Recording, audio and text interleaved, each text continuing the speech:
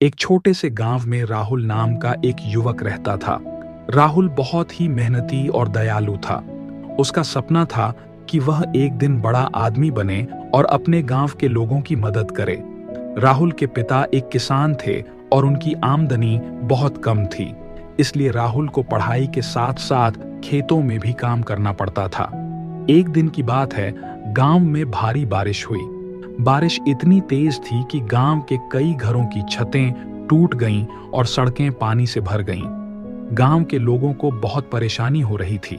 राहुल ने देखा कि उसके पड़ोसी रामू काका का घर पानी में डूब गया है और वे अपने परिवार के साथ बाहर खड़े हैं।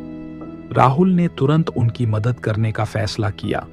राहुल ने अपने दोस्तों को इकट्ठा किया और सभी ने मिलकर रामू काका के घर से पानी निकालना शुरू किया। कई घंटों की मेहनत के बाद उन्होंने घर को साफ कर दिया।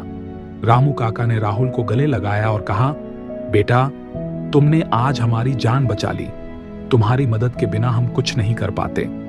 राहुल ने मुस्कुराते हुए कहा, काका, यह मेरा फर्ज था। हमें एक दूसरे की मदद करनी चाहिए। इस घटना के बाद राहुल ने गांव के लोगों की मदद करने का संकल्प लिया। उसने गांव में एक छोटी सी लाइब्रेरी बनाई जहां बच्चे पढ़ सकते थे। उसने बुजुर्गों के लिए एक छोटा सा क्लिनिक भी खोला जहां वे मुफ्त में इलाज करा सकते थे। राहुल की मेहनत और दयालुता ने गांव के लोगों के दिलों में एक खास जगह बना ली। एक दिन गांव के सरपंच ने राहुल को बुलाया और कहा, राहुल, तुमने हमारे गांव के लिए बहुत कुछ किया है। हम तुम्हें गांव का नया सरपंच बनाना चाहते हैं।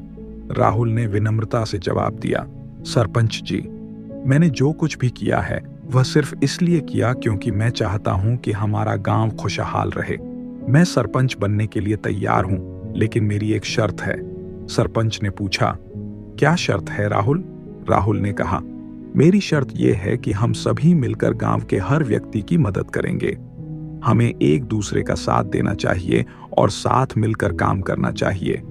सरपंच ने राहुल की बात मान ली और गांव के लोगों ने मिलकर काम करना शुरू कर दिया। धीरे धीरे गांव की स्थिति सुधरने लगी।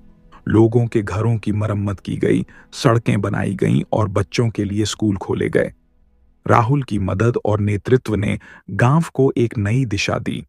लोगों ने महसूस किया कि दूसरों की मदद करने से न केवल उनका जीवन बदलता है, बल्कि पूरा समाज बदल जाता है।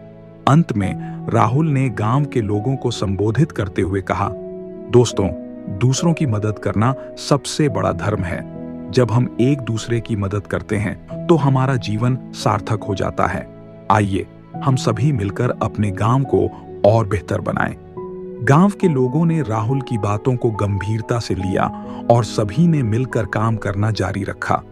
राहुल की मदद और नेतृत्व ने गांव को एक नई ऊंचाई पर पहुंचा दिया और सभी ने महसूस किया कि दूसरों की मदद करने से न केवल उनका जीवन बदलता है, बल्कि पूरा समाज बदल जाता है।